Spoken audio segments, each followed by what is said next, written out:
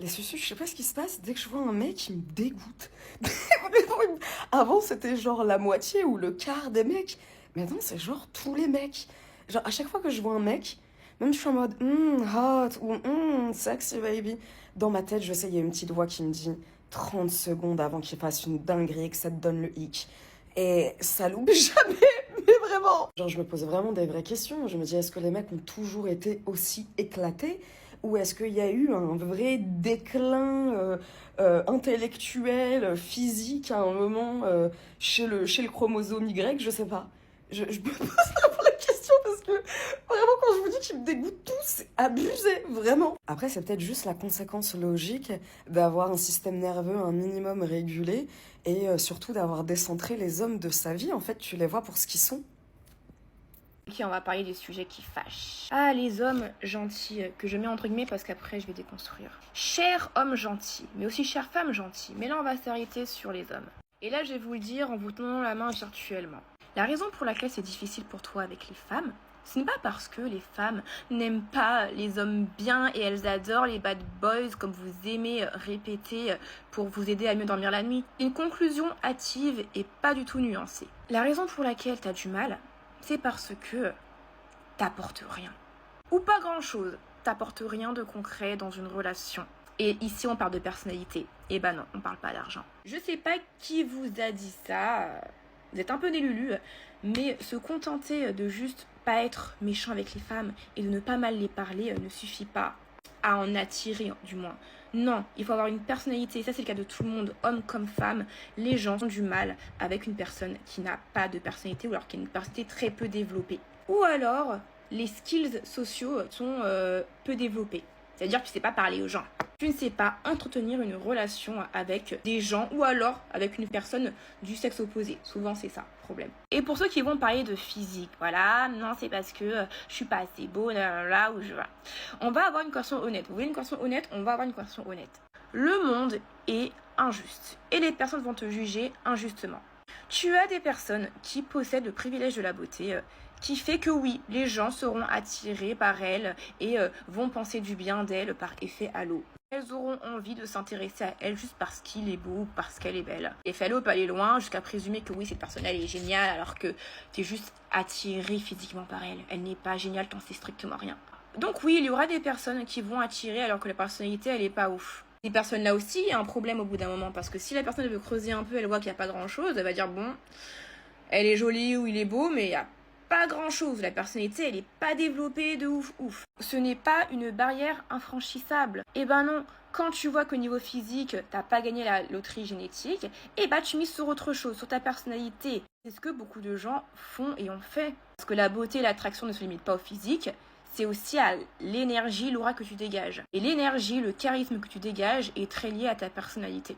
Et pour finir, oui, j'ai mis gentil entre guillemets parce que beaucoup de personnes se qualifient de gentil pour en réalité cacher simplement leur manque de barrière, leur people pleasing, leur incapacité à dire non et à s'affirmer. Du coup, ils pensent que leur problème est lié à leur gentillesse alors que non.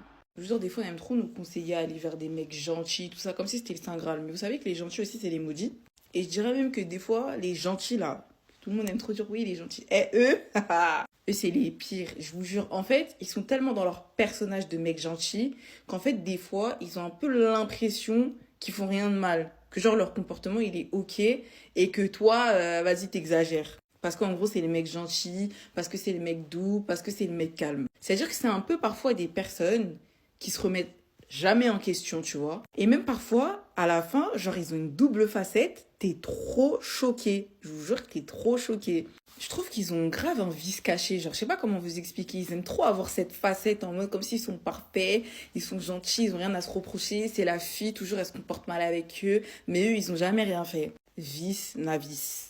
Après, c'est ok, on va pas aller vers une personne qui n'est pas bonne pour nous de base. Mais sachez qu'en fait, la personne, elle peut être genre un maudit, entre guillemets, avec v'là les meufs. Mais si la meuf, c'est toi, avec toi, elle va se comporter nickel.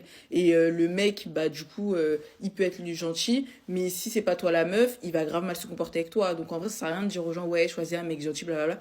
Tant que c'est pas toi, le mec, il va jamais faire les choses correctement avec toi.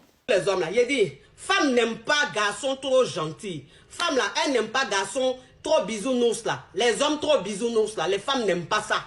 Toi, un homme, tu es gentil jusqu'à tu es collant. Tous les jours, c'est toi qui es chez la fille. Tous les jours, c'est toi qui appelles la fille. À chaque 5 minutes, tu appelles la fille. Chaque 2 minutes, tu es devant la porte de la fille. Toujours, c'est toi qui es dans le corps de la fille. La fille, même quand elle tourne sa tête ici, tu es là. Elle tourne sa tête là, tu es là. Quand elle finit de travailler, même tu es devant son travail. Tu l'accompagnes. Toujours, tu es en bas de chez elle, tu l'accompagnes. C'est quoi tout ça là? C'est quoi? Tu es devenu gardien? Tu es devenu gardien? Tu es son chéri, tu n'es pas gardien?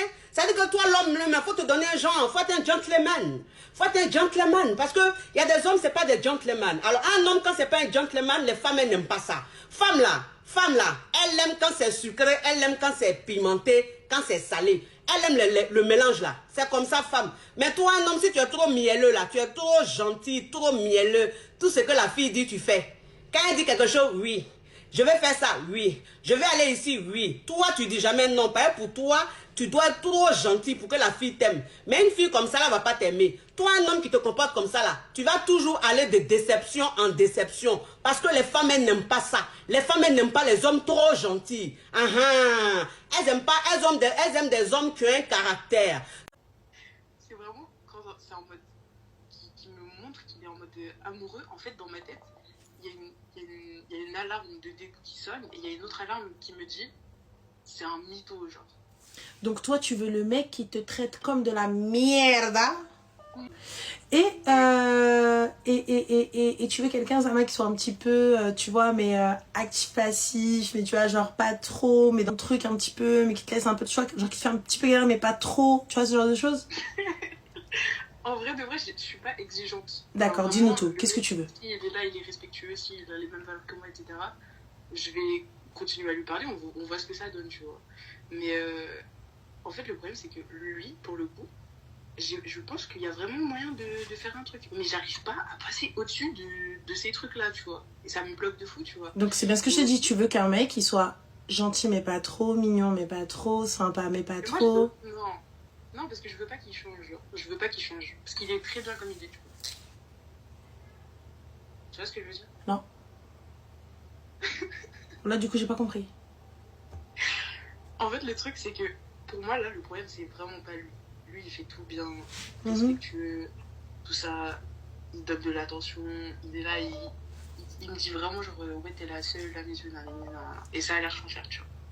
Et le problème, c'est que il y a quand même une partie de moi qui est en mode, genre, non, genre. Mais moi, j'aimerais bien savoir d'où ça vient, ma chérie, parce que ça, ce genre de comportement, tu l'as quand t'as fréquenté, ou quand tu as connu, ou quand tu as eu un père pas présent, ou quelque chose, tu vois, vraiment, tu vois, enfin, c'est là où tu te crées une espèce de carapace et tout. T'as un papa aimant et tout, ou pas du tout?